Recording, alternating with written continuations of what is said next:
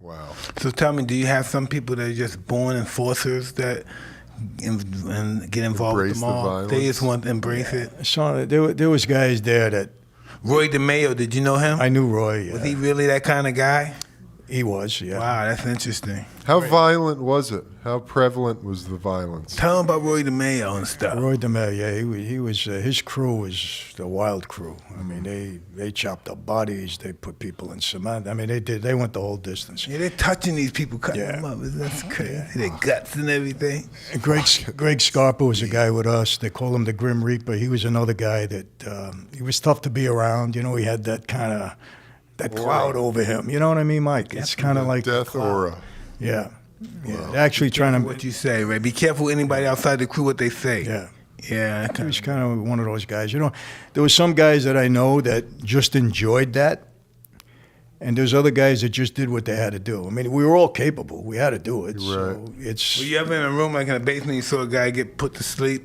Yeah. Yeah, that must be a trip, right? Yeah, it's tough. That's always where it happens, you know, in a building there, you never saw it before, then you see it go down, you be like, wow. Hey, Mike, I tell you, you know, one of the horrors of that life, you know what happens. You don't know you're in trouble. Your best friend walks you into a room, you don't walk out again. So when I had an incident where some Newsday article came out, paper on Long Island, and they said that I was making billions of dollars.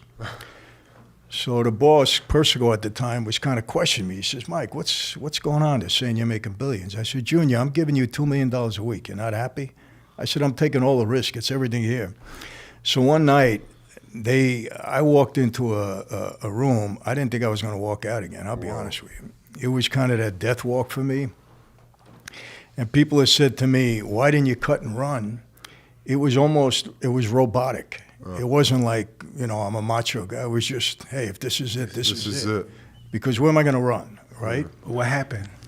Well, I'm here, right? So it was all right. But no, they started questioning me about money and grilling me with my Russian partners because, you know, they had tried to go to my Russian partners to see, and they were pretty loyal to me. So they told them, no, everything's on the up and up. So they were trying, I was a younger guy, they were trying to scare me a little bit at that point, make sure they knew that who they were the boss and so on and so forth, because I was, you know, I had a pretty big crew at the time. They were a little jealous too. A little jealous. I didn't want to say it, but you know how it goes in that life. I do.